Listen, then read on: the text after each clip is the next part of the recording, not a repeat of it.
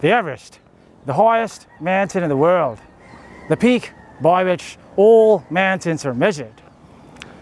The perfect namesake for this species of PPV behind me. This is called the Ford Everesticus. It's quite a majestic creature. Let's take a closer look at it. Okay, enough of the Australian accent. This is the Ford Everest Sport. Is it worth the money? Let's find out.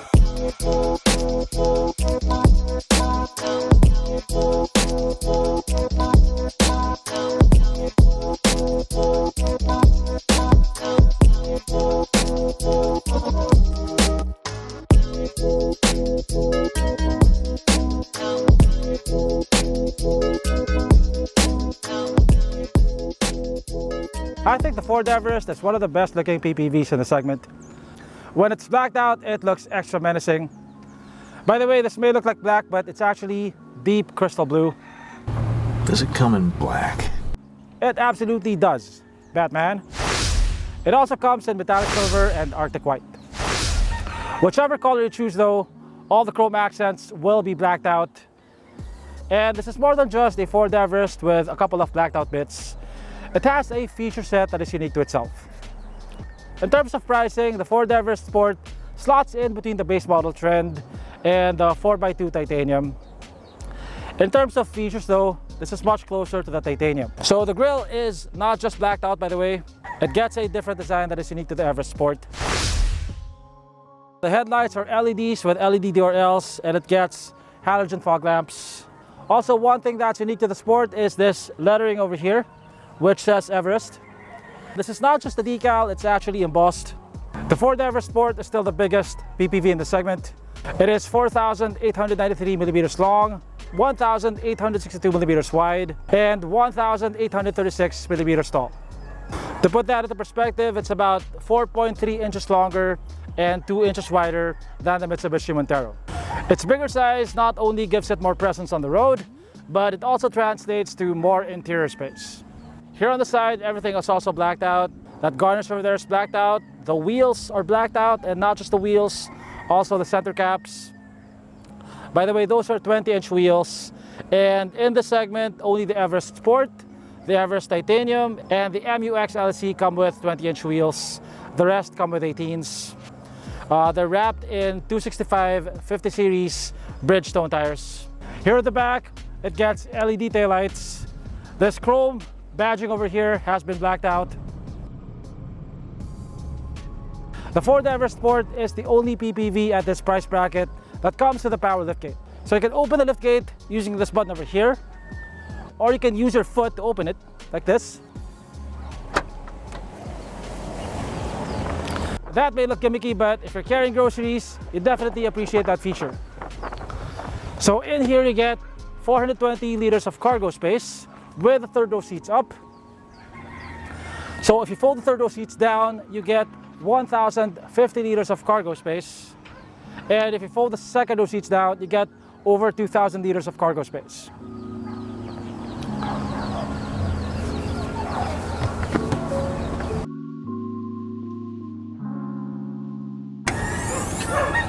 Hood struts. Hood struts. Hood struts. Hood struts. Seriously, why can't these be more common? They're not very expensive. So the Ford Everest Sport is powered by Ford's 2-liter single turbo engine. It is the same engine as the 4x2 Titanium. It produces 180 horsepower and 420 Newton meters of torque. So that's a bit less than the 2-liter bi-turbo, which produces 210 horsepower and 500 Newton meters of torque. But it still produces more power than the 2.4 Fortuner and the Mitsubishi Montero. It's coupled to a 10-speed transmission. The interior of the Ford Everest Sport looks refined, but it has a touch of ruggedness to it. Like you get a leather-wrapped dashboard, you get these metallic accents here, but it also looks chunky. It looks substantial. You definitely cannot mistake this for a sedan's interior. So on the Ford Everest Sport, you get this glossy accent with a, if you look at it closely, you can see a carbon fiber-like weave to it. So the Everest Sport, like all Everests, also comes with an 8-inch screen. It has Apple CarPlay, Android Auto. It also has a reverse camera, and this one has active guidelines, unlike the MUX. The steering wheel looks and feels chunky. It is very nicely padded. It feels substantial. It gets blue stitching on it. You get dual zone climate control. You get 2 USB ports over here and one 12-volt outlet. So down here you get 2 cup holders. You get a manual handbrake, which I don't mind at all. This armrest right here is leather wrapped, and underneath you have a lot of storage space. I can fit my camera in there. The Everest Sport is currently the least expensive PPV that comes with power adjustable leather seats. It's actually very similar to the more expensive Titanium 4x2. The main differences are: 1, you don't get ambient lighting; 2, only the driver's seat is power adjustable on the Sport; 3, the Sport doesn't get offline navigation, but that doesn't matter because you'll be using Waze anyway through CarPlay or Android Auto; and 4, it doesn't get power folding third row seats. Okay, so I'm at the second row now. Legroom is okay. You can move the seat forward and back if you need more space. Your air controls are down here. You can adjust the fan speed. You also get one 12-volt outlet. Air vents are up here. You can recline the seats by about this much.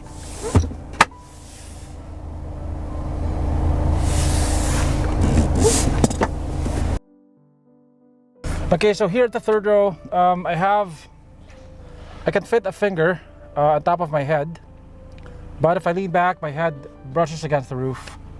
Also, there is no way to recline the seats. Legroom can be adjusted because you can move the second row seats forward, but I think the problem here is the floor height. As you can see, my knees are at a sharp angle. So it is not more spacious than the MUX, but it is more spacious than the Terra, the Fortuner, at least at the third row seat. I think the Ford Everest is one of the most refined PPVs in the segment, and the H levels are quite good. The engine, you can hear it, you can tell that you're driving a diesel, but compared to the MUX and even the Fortuner, it is a lot more quiet. The ride quality is not bad. Later on we'll drive it over rough terrain and we'll see how it compares to the Terra. Okay, so we're now driving over an unpaved road or an unpaved path. And it's on terrains like this that you really get to appreciate the vehicle's ride quality. So yeah, the ride quality is not bad. You do sway quite a bit left and right, but you don't crash into the dips.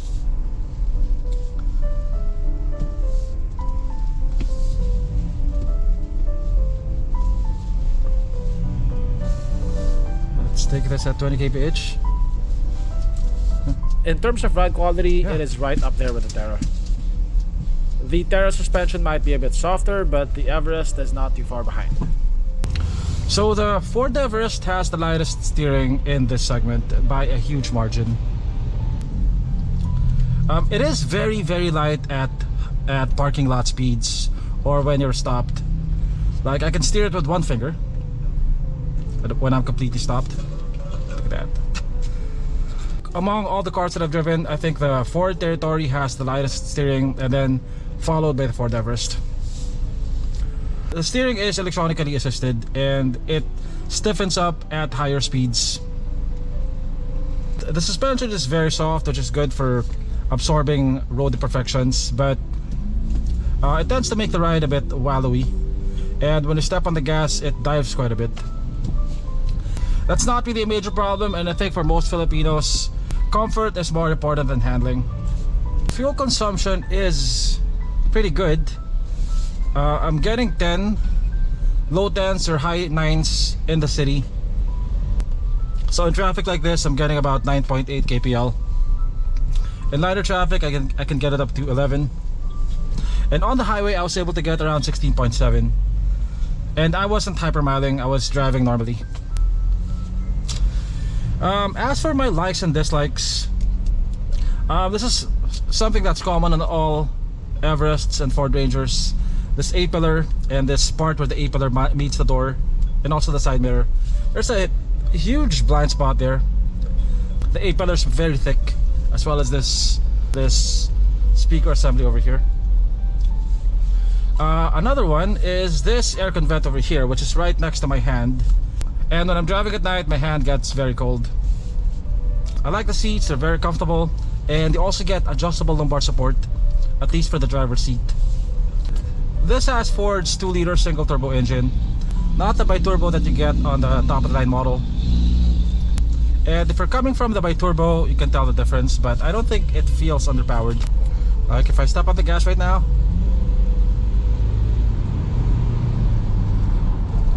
yeah, it's a good amount of acceleration. You do get pushed back into your seat, and you get a good sensation of speed. This platform is a couple of years old now. It's one of the oldest in this segment, but in terms of refinement, in terms of features, in terms of just the overall look of the car, I think it more than just keeps up with some of its newer competitors. It actually is better in some ways. I think the Ford Everest Sport is very strategically priced. It's priced right in between the high mid-range models and the low mid-range models. It is the most affordable high-end 4x2 model that you can buy. And if you compare it to lower priced models like the Terra VE, the Mu-X LS-A, the Fortuner V, and the Montero GLS, which come with fabric seats, some even come with plastic steering wheels, the Everest feels a lot more premium.